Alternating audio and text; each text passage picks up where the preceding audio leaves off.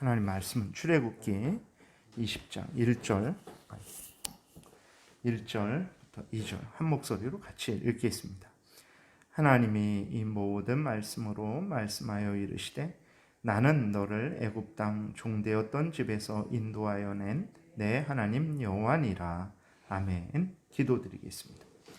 살아계신 하나님 아버지, 이 시간 하나님의 말씀을 전하고 듣습니다. 성령께서 역사하셔서 우리를 향한 하나님의 뜻을 잘 깨달아 알게 도우시고, 또 하나님이 성경을 통해서 알려주시는 하나님의 뜻을 따라서 온전히 모든 삶을 열심히 살아가게 도우소서. 하나님 아버지, 크신 영광을 드러내게 될 것이고, 또 우리는 하나님의 은혜 가운데 이 땅에 살 것이고, 때가 되면 천국에서 하나님과 함께 영광을 누리게 될 줄을 믿습니다. 우리 인생길에 등불이고 빛이 되는 귀한 하나님의 뜻을 잘 깨달아 알게 이 시간 성령께서 온전히 주장하여 주옵소서. 예수님 이름으로 기도드렸습니다. 아멘. 어제는 이제 하나님이 왜 이스라엘 백성들에게 하나님의 말씀을 주시는가, 그래서 하나님의 말씀을 따라서 살게 하시는가, 그것은 바로 하나님께서 이스라엘 백성들의 창조주가 되시고, 또 동시에 이제 이스라엘 백성들의 구원주가 되시기 때문에 하나님께서 하나님의 소유된 이스라엘 백성들, 하나님이 그들의 하나님이시고 그들은 하나님의 백성이죠. 이러한 이제 하나님의 관계 가운데 있는 이스라엘 백성들에게 이스라엘 백성들 마음대로 살지 말고 하나님의 뜻대로 살게 하시기 위해서 이제 하나님께서 1절, 2절 십계명의 서론을 말씀을 하시고, 그 이후로 이제 20장에서는 십계명을 말씀하시고 21장부터는 또 이제 시민법, 국가법을 말씀을 하시고, 그 다음에 24장에서 언약식을 맺으시고, 그 다음부터는 이제 성막을 이제 말씀을 하시고, 레위기에 들어가서는 제사법, 의식법을 말씀을 하시면서 이러한 십계명을 따라서, 또 시민법을 따라서, 제사법을 따라서 하나님을 섬겨야 될 것을 이렇게 말씀을 하고 있는 것입니다. 그래서 오늘은 그냥 또 서론적으로 율법에 대해서, 율법 그랬을 때 다시 한번 그 율법의 종류에 대해서 좀 이렇게 살펴보는 시간을 갖고, 내일부터 다시 이제 1계명을 말씀을 드리는 시간을 갖겠습니다. 먼저 율법 그랬을 때 오늘 본문에서 보게 되듯이 율법에는 3가지 종류가 있다라는 것을 우리가 기억을 해야 되는 것입니다. 그래서 첫 번째로는 도덕법, 도덕법은 이제 십계명을 말하고, 이제 두 번째로는 시민법, 국가법, 그 다음에 세 번째로는 의식법, 제사법, 이렇게 있습니다. 그래서 20장에 있는 것이 십계명인데, 이 십계명을 도덕법이라고 이렇게 말을 합니다. 왜 도덕법이라고 말을 하냐면, 하나님과 인간과의 관계에 있어서 인간이 마땅히 행해야 될 도덕, 인간과 인간과의 관계에 있어서 또 인간이 마땅히 행해야 될 그러한 본분을 말을 하기 때문에 그 도덕법이라고 이렇게 말을 한다는 것을 기억을 해야 되는 것입니다. 그래서 십계명을 구약 이스라엘 백성들에게만 주신 것으로 생각하는 그리스도인들이 많아요. 그것은 구약 때에만 해당되는 것 아닌가? 그것은 율법 아닌가? 율법은 폐지됐는데 그 십계명을 또 왜 신약 시대에 다시 이렇게 강조를 하는가, 이렇게 생각하는 그리스도인들이 많은데, 절대로 그것은 잘못된 생각입니다. 왜 그러냐면 앞에서 말씀드린 대로 십계명을 도덕법이라고 말씀을 드렸어요. 도덕법은 하나님과 인간과의 관계에 있을 때 인간이 행해야 될 본분이죠. 또 인간과 인간 사이에 행해야 될 본분이에요. 이것은 창조 때나 구약 때나 아브라함 때나 모세 때나, 그리고 예레미야 때나, 또 예수님 당시나 지금이나 앞으로도 항상 하나님과의 인간이 그 관계에 있을 때, 인간과 인간과의 관계에 있을 때는 항상 필요한 법이기 때문에 그렇습니다. 그래서 절대로 십계명을 구약 때에만 해당되는 것, 그 다음에 이스라엘 백성들에게만 해당되는 것으로 생각해서 안 되고, 율법 그랬을 때에 그 율법도 3가지 종류가 있는 거예요. 그래서 십계명, 도덕법이 되는 십계명은 구약이나 신약이나 폐지되지 않습니다. 항상 그것은 영원히 있는 법이죠. 그러면 율법이 폐지됐다 그랬을 때 그 폐지된 건 뭐냐 그랬을 때 그것은 바로 시민법, 국가법 및 또 의식법, 제사법이 폐지된 것이지 십계명이 폐지된 것은 아니라는 것을 우리가 분명히 기억을 해야 되는 것입니다. 그래서 십계명은 구약 때만 이스라엘 백성들에게만 해당되는 것이 아니고 그것은 인간이 이 땅에 살아있는 한 영원토록 이제 인간들에게 적용이 되는 것이라는 것을 우리가 기억을 해야 되는 거예요. 그래서 그리스도인들은 이 십계명을 따라서 신앙생활을 하고 또 일상생활도 이 십계명을 따라서 해야 되는 것입니다. 그래서 십계명을 지키는 방향으로 결정을 하면 그것이 이제 하나님의 뜻을 이제 따라서 결정을 하게 되는 것입니다. 오늘날 십계명을 버리게 되니까 그리스도인으로서 신앙생활과 일상생활을 자기 마음대로 하게 되는 거예요. 자기가 기준이 되든지 아니면 뭐 역사가 기준이 되든지 다른 많은 사람들이 말하는 것이 기준이 되든지 아니면 어떤 뭐 한 사람이 기준이 되든지 그렇게 되는 것입니다. 절대 이제 하나님 앞에서 올바로 살아가기 위해서 어떻게 해야 되냐? 십계명을 따라서 살아가야 되고 이웃과의 관계에 있어서 올바로 이웃을 사랑하기 위해서는 어떻게 해야 되냐? 십계명을 따라서 살아가야 된다라는 것을 우리가 또 마음에 깊이 새겨야 되겠습니다. 두 번째로는 시민법, 국가법인데 이제 거대한 민족, 이제 나라가 된 이스라엘 백성들이죠. 그래서 서로 간에 국민으로서 한 국가인 이스라엘로서 지켜야 될 법이 있는 거예요. 그 국가인 이스라엘을 또 이제 다스려야 되니까 그랬을 때 21장 이후로부터 자세하게 나옵니다. 그것을 뭐 이제 시민법이다, 국가법이다 여러 종류의 말로 그렇게 하죠. 근데 이것은 말씀드렸듯이 국가인 이스라엘, 한 거대한 민족인 이스라엘에게 해당되는 그 법이라는 것을 우리가 기억을 해야 되는 것입니다. 그래서 하나님이 아브라함부터 예수님 오시기까지만 구약의 이스라엘 백성들 안에서 구원 역사를 이루셨고 예수님이 오신 이후로는 이스라엘과 이방인들을 맡고 있던 담을 허셨어요. 그래서 복음이 그 예수님 오시기 전까지는 이스라엘 안에서 이제 그 복음이 증거되고 준비되었죠. 물론 중간중간에 이방인들이 들어오기는 했지만 오순절 이후로 그렇게 뭐 하루에 3,000명, 5,000명씩 그렇게 수많은 그러한 나라에서 수많은 사람들이 하나님께로 돌아오는 일들은 없었어요. 그것은 이제 예수님 부활 승천 이후로 성령이 오신 이후로 그러한 역사가 일어나게 됐던 거죠. 그래서 에베소서 2장 14절에 보게 되면 우리의 화평, 그는 우리의 화평이신지라 예수님을 말하는 거죠. 둘로 하나를 만드사 원수된 것, 곧 중간에 막힌 담을 자기 육체로 허시고 그랬을 때 이것은 무엇이냐면 에베소 교인들하고 원래 이스라엘 사람들, 에베소는 이방 사람들이죠. 원수죠.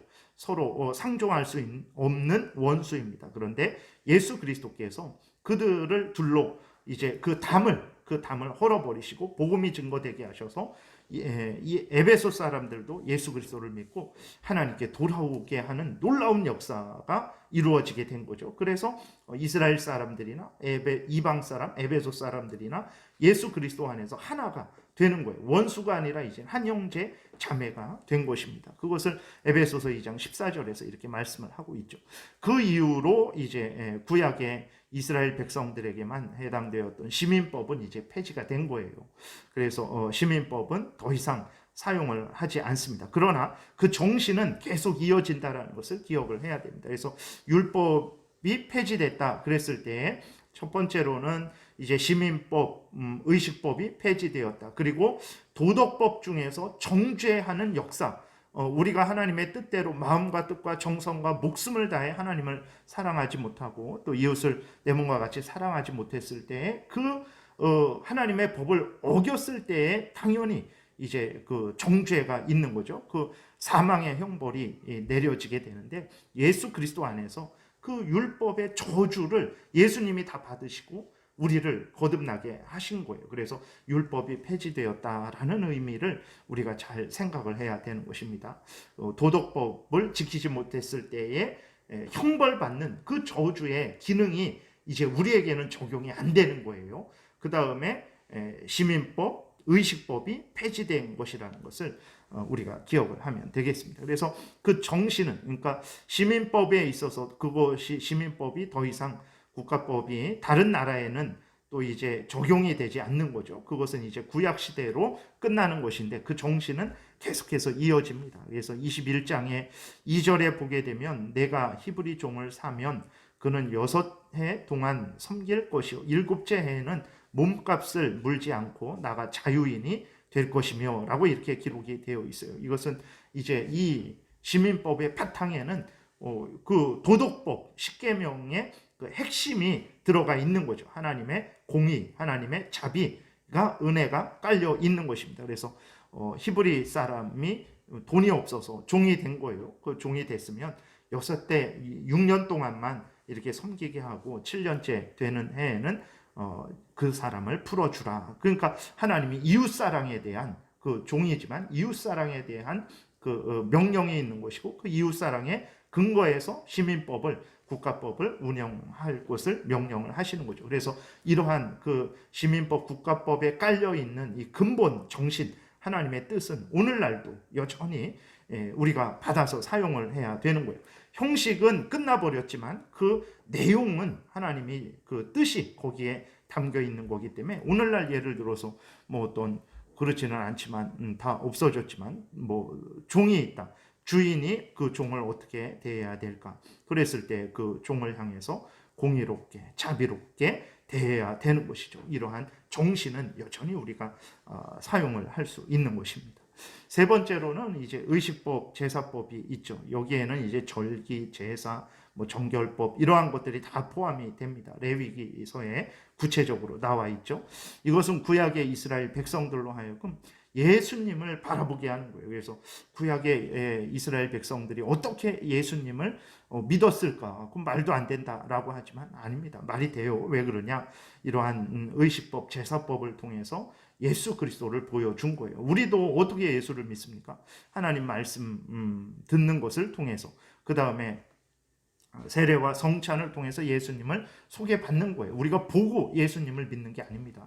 구약의 백성들도 오실 예수님을 이제 이러한 율법을 통해서 특별히 제사법, 의식법을 통해서 예수 그리스도를 소개받았다라는 것을 우리가 기억을 해야 되는 것입니다. 그래서 구약의 이스라엘 백성들은 오실 예수님을 소개받고 예수님을 믿고 구원을 얻은 것이고 우리는 오신 예수님을 소개받고 이제 믿어서 구원을 얻었다라는 것을 기억을 해야 되는 것입니다. 그래서 이제 또 예수 그리스도를 증거해서 그들로 하여금 예수 그리스도를 믿음으로 말미암아 죄 용서함을 받아야 된다라는 것을 알려주시기 위해서 그리고 하나님을 어떻게 섬기고 따라야 되는지를 위해서 어떻게 하나님께 제사를 예배를 드려야 되는지를 알려주시기 위해서 바로 이 의식법 제사법을 하나님께서 알려주셨다라는 것을 우리가 기억을 해야 됩니다. 그런데 이 구약 때의 의식법 제사법은 예수님을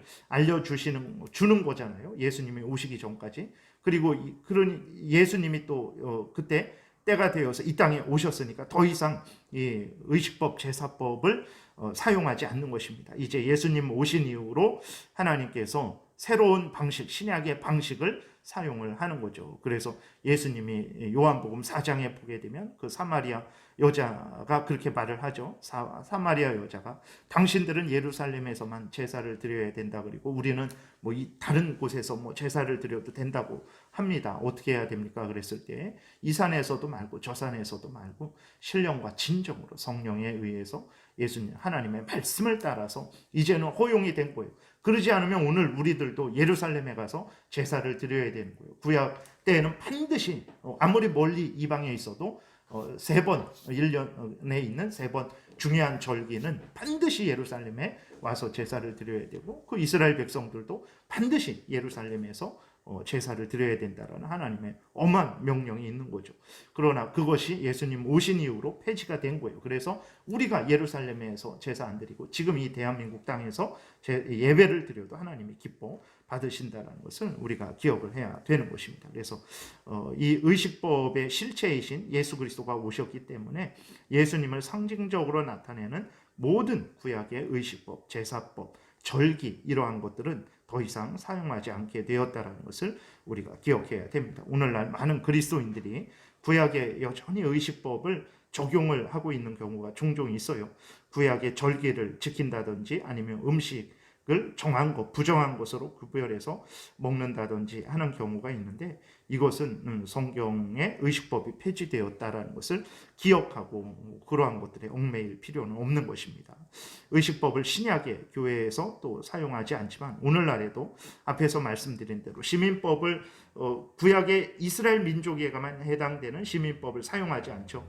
그리고 의식법도 이제 예수님이 오셨으니까 더 이상 사용하지 않습니다. 그러나 그 근본 의미는 우리가 오늘날도 받아들이죠. 예를 들어서 부정한 음식, 정한 음식을 알려주신 이유는 무엇입니까? 이스라엘 백성들로 하여금 구별되게 하려는 것이거든요. 하나님의 백성이라는 것을 깨달아 알고 하나님의 뜻대로 세상 하나님 없는 사람들처럼 마음 먹고 살아가게 하는 것이 아니라 그러한 것들을 통해서 하나님 앞에서 죄를 미워하고 하나님의 뜻을 따라 살아가게 하려고 그러한 구별을 주신 거거든요. 그랬을 때 하나님의 백성으로서 죄를 미워하고 멀리하고 하나님의 말씀을 따라 살아가야 되는 그 근본 의미는 여전히 오늘도 우리가 레위기를 읽으면서 예수님을 또 바라보고 우리가 또 그 레위기를 읽으면서 죄를 미워하고 버리며 하나님의 뜻을 따라 살아가야 된다는 그 근본 의미는 우리가 배워서 또 그렇게 따라가야 되는 것입니다. 정리하면 이제 20장에서는 십계명 도덕법을 주시는 거예요. 21장부터 23장까지는 이제 시민법, 국가법을 주시고 24장에서는 언약식을 행하시고 25장부터는 끝까지 이제 성막 만드는 것을 하나님이 말씀을 하십니다. 그리고 레위기를 통해서는 의식법, 제사법을 이렇게 주십니다. 그래서 이 전체를 율법이라고 말을 하는 거예요. 그래서 성경에서 율법 말할 때 그것이 도덕법, 십계명을 말하는지 아니면 그것이 의식법, 국가법을 말하는지 그러한 것들을 구별을 좀 해야 됩니다. 그래서 율법이 폐지됐다 그랬을 때 그 폐지된 의미가 뭔지, 그것은 도덕법의 정죄의 기능, 예수 그리스도 안에 있으니까 그 정죄를 예수님이 다 당하신 거예요.